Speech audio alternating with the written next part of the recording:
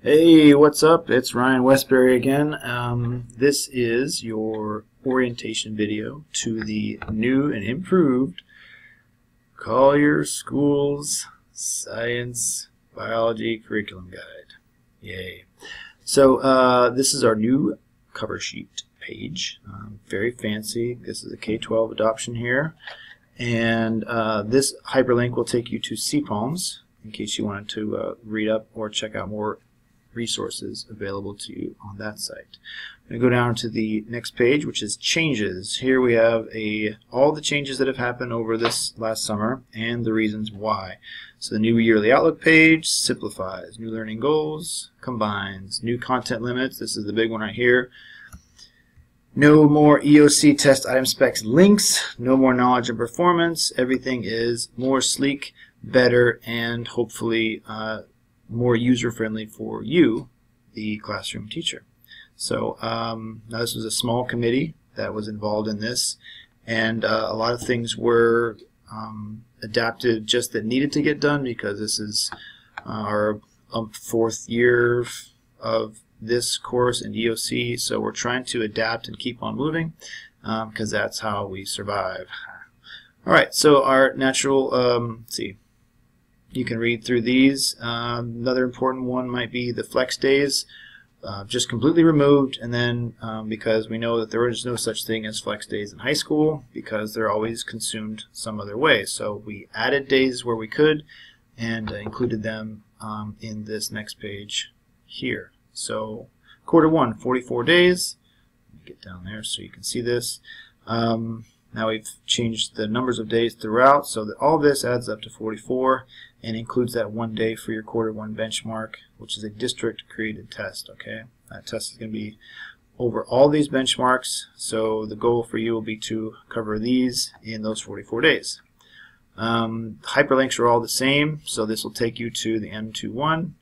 We've also broken out to back up, the simplified version of this shows that nature science is better broken, and it begins with pseudoscience, and 5 days is probably not what you're going to spend on it, but this is where those flex time and those days are built in, so you can do as much as you can, especially in the beginning of school, because I know how so much time is lost, but you have those days built in. Okay, one of the additions here this year is the maths and health and LAFS benchmark. So math is for math, and HE for health, and then some ELAs later. You'll see those LAFs embedded in the guide.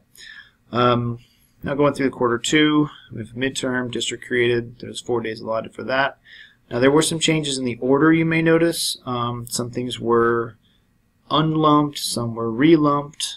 All of these came through the decisions of saying, okay, what do you actually have to teach per benchmark, and what are the students going to be tested upon or tested on? So some of the previous lumpings started to not make as much sense considering what students needed to know for the test.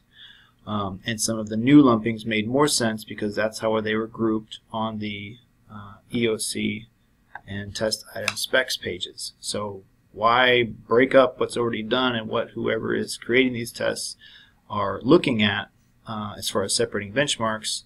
So we just reconnected benchmarks that made sense. So you'll see some of those changes. Some of you may not even notice. Who knows? But that's what we did. There were some changes. Now I'm not going to tell you each one.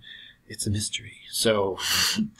But just know that it makes more sense. And if you find something that actually doesn't make sense and we made a mistake, please write it on a $100 bill and send it to me in the pony. Thanks. Now quarter three, just whatever, quarter four, and then the EOC testing date. So we got 5 days, and then about 20 days we're looking at for post-project. So for the end of the year, you probably have 20 days to kill. So I'm going to go back up here and just click on one of these to show you what we're going to land on. Alright, so I'm going to move my face out of the way here.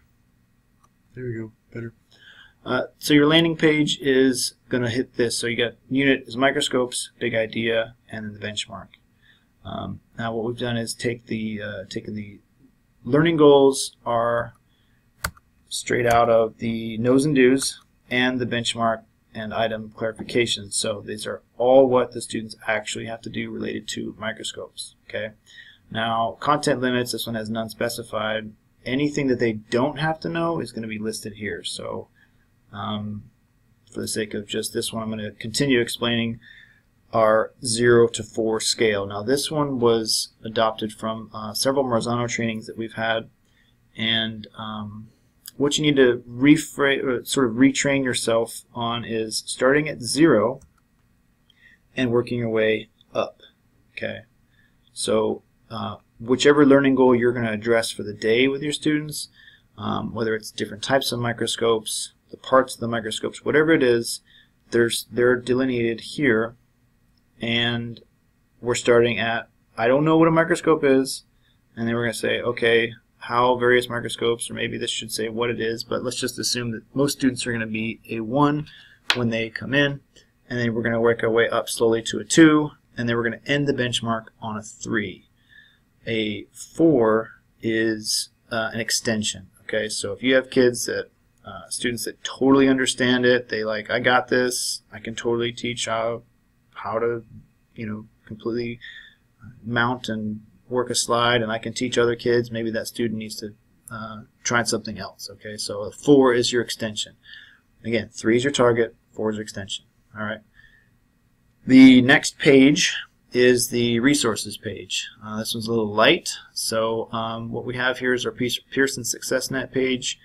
Again, that's SSO for single sign-on if you're a new teacher through Angel. You're going to learn all about that in this week and throughout the school year. And the pages and units are all through here. Once you're in Pearson, you can go to the lab manual and you can find these resources. Another thing we have here is E.O. Wilson. E.O. Wilson's books are in iTunes, and they're also going to be on the biology iPads by semester. So for starting in the fall semester, the biology iPads should already have this Life on Earth book, Unit 2, Chapter 5. Okay, so it's actually by chapter, if I remember correctly. So Chapter 5.4 is already on the iPad, so you'll know to go directly to Unit 2 for this particular benchmark. Okay, got some blanks here for sure. We're going to look at some page keys to integrate here, some reading materials. Some benchmarks lend themselves better to reading materials than others, and Pasco Labs down here for this section, and then summative assessments if there is a related assessment for that. So let's try human impact. So content limits, to look at this one, items referring to renewable and non-renewable resources will focus on the environment. Okay, good to know. And looking at our next page, this one got shifted a little bit because we needed more space. And you'll see that this has a focus achieves test in the summative assessment box. Alright, so now you'll see also we have these landing pages between the quarters. So this benchmark was the end of quarter 1, and now we're into quarter 2. So if I wanted to look at what macromolecules has, I can click on this, or I can go back to the top here. So I'm going to look at macromolecules just for fun and find a not. This is what I was looking for. Items will not refer to intermolecular forces found in the 4 types of macromolecules. Okay, so no need to know about how the carbohydrates interact, or lipids, or any of those, even the protein folding, not needed to know. Okay, so I know a lot of you probably like to cover protein folding because it's fun, but just they do not have to know that for the test. Now what you choose to tell them is a different story. Now also hydrolysis and dehydration synthesis. Now as much as that has to do with the lipids and carbohydrates, and the differences between them, they're not going to be assessed specifically on the EOC. That's what that means. They will not assess that. So they're not going to see a question that relates to hydrolysis or dehydration. Now they may have a 50-page passage to read about based on last year's test, but who knows? That's what it's not supposed to be. Okay. Alright, some more E.O. Wilson and GLX. Now we're still looking at the Pasco integration for SparkView Labs here, and there's always a lab for this, and if you can't find one, or if you want to look for one, you can go to the Pasco site or through the manuals. Those are great resources still. This will take you to Data Warehouse as a summative assessment, and you can take the test online or you can print it. And I'll also have those copies that were uploaded last year, and we're going to put those in SharePoint for you to print the Word copies that are already trimmed for you, so you don't have to waste paper. This will be to take it online. Alright, the only thing I haven't covered here is the MAFs and LAFs integration at the end. Now this is a list at the very end. This is quarter 4, and then it goes into this, so MAFs and LAFs. So these are references for you. According to the CPOM's course description, these are all supposed to be taught with the biology curriculum. Now, as we get more time with this, and you'll see that this is stuff that you already do. So present information, finding, supporting evidence clearly, concisely, and logically, such that listeners can follow the line of reasoning, and the organization, development, substance, and style are appropriate to purpose, audience, and task. So they wrote a lab report, and it was good. Okay, you can check that benchmark off. Here, more of the LAFs and ELD, and a more larger explanation of the N1 and the MAFs. Okay, so that's pretty much it for the biology curriculum guide changes for the 2015-16 school year. So if you have any questions, there's going to be a Google form embedded in this document that you can select and put your complaints, and then again, so you can pony any real complaints on $100 bills. Thanks. All right. Have fun.